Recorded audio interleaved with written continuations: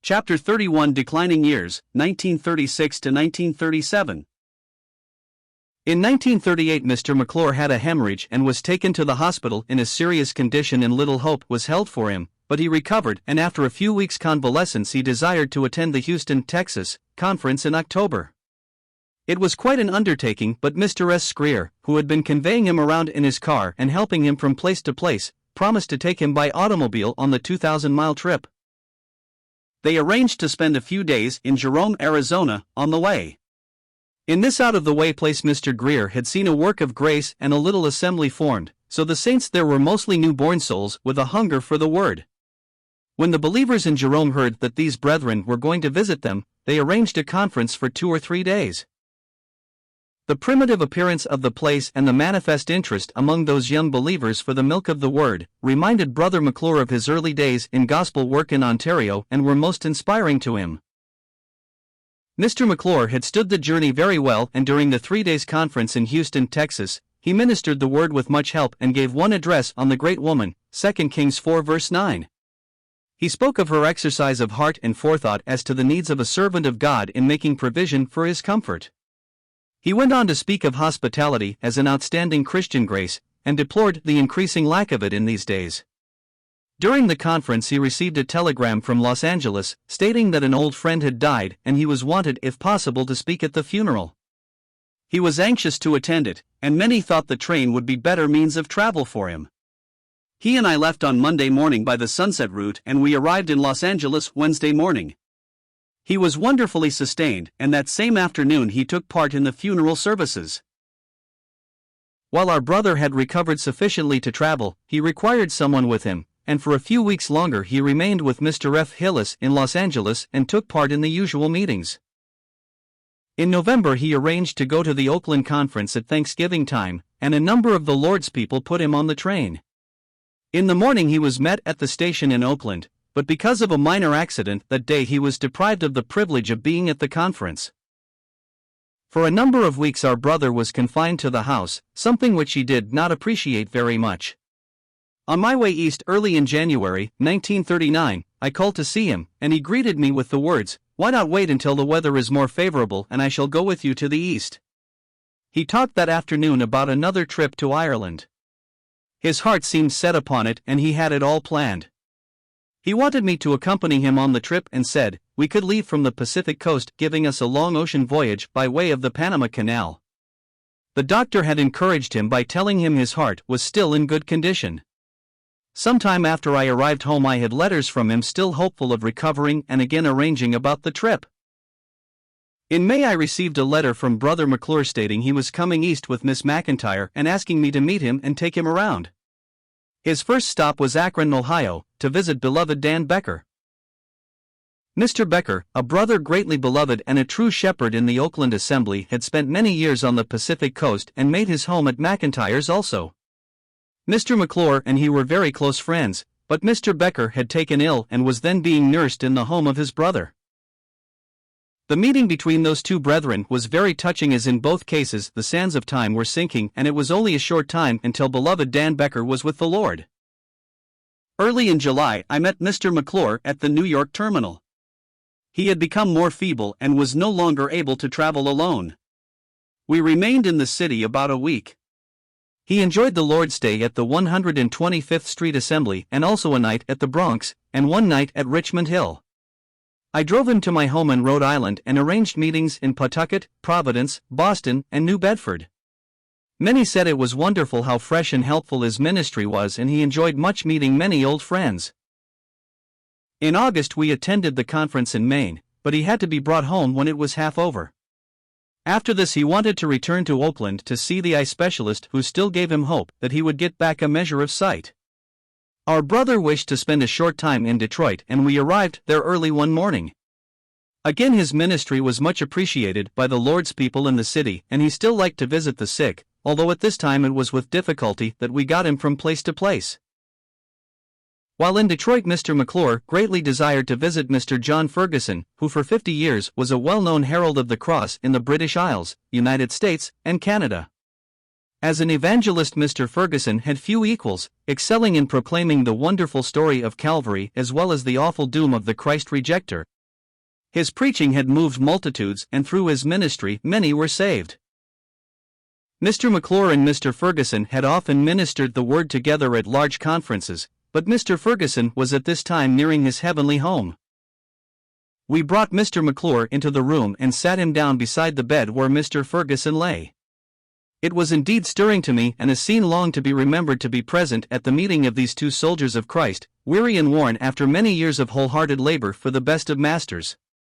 They conversed about the Lord they loved and served and of his unfailing faithfulness to them, and they wept together as they talked of the glories of heaven. It seemed indeed like hallowed ground. They bade each other farewell, and after a little longer suffering and waiting, beloved brother John Ferguson was called home to glory. We left for Cleveland and were at the conference on Labor Day. Brother McClure took part a few times, giving one address on the words, "Now unto him that is able to do exceeding abundantly above all that we ask or think, according to the power that worketh in us," Ephesians 3 verse 20. After the conference in Cleveland, Mr. McClure and Miss McIntyre left for Oakland, California. The assemblies on the Pacific Coast arranged to take care of Brother McClure.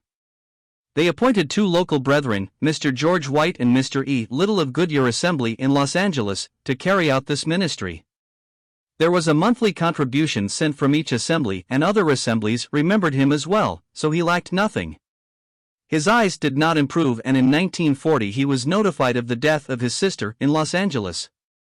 This was the last of the immediate family circle, as his brother Simpson had preceded her a few years. He managed to be at the funeral and then remained for some time in Los Angeles. At some meetings I had, the Lord's people brought Mr. McClure along every night. He sat in the chair and prayed at the beginning of each meeting. He was always pleased to get out and said, "Well, I can still enjoy the gospel." In November, Mr. McClure became very anxious to go home. That was how he always spoke of the McIntyres, and when he got word about the conference in Oakland coming on and a letter from the McIntyres saying they expected him home for it, he wanted very much to be on his way.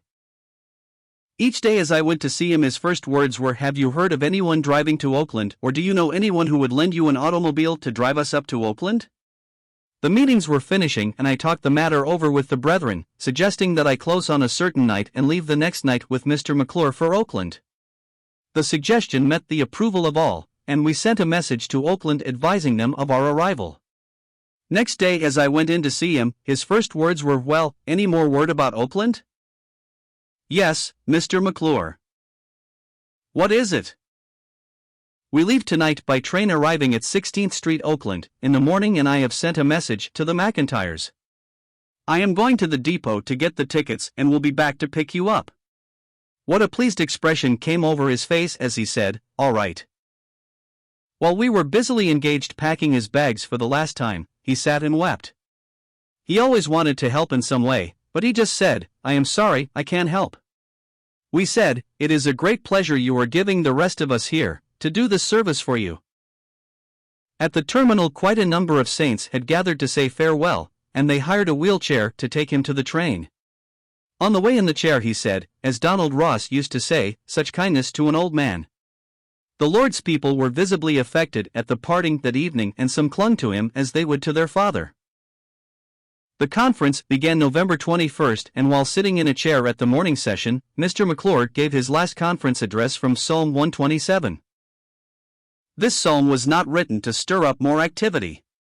In these days of such a nervous pace and concern about the things of time, many of the Lord's children lose fellowship with God in their effort to secure these things. The world believes in building the house, but except the Lord build the house, they labor in vain that build it. Thank God for what follows in these verses. It is vain for you to rise up early and to sit up late. The Lord puts his people at rest and gives them a sense of repose in himself. While resting in him, he provides for their needs, whatever they are, the needs of the body or the needs of the soul.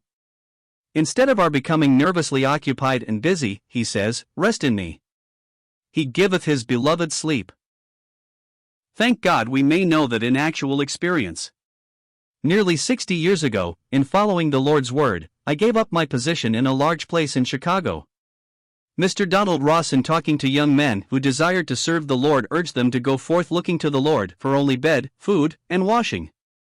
In 1882, I went out in the Lord's work altogether, and I was surprised to get more than just bed, food, and washing. The Lord provided more than these to meet the needs we must find in the world. As the years went by, there were things that tried us, but we always found love enough.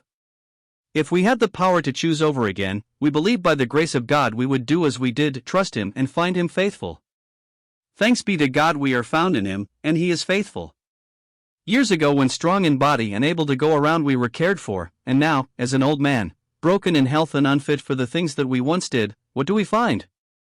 Not a care as to our path, and not a care as to our need.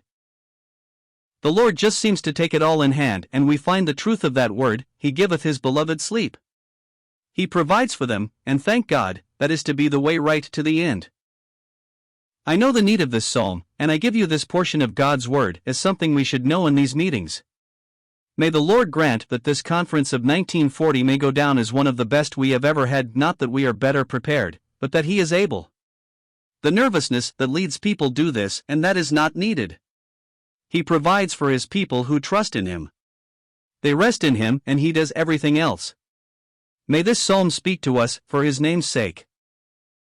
At the close of the meeting, many remarked how fresh and inspiring were his words. My last visit with him was in September 1941.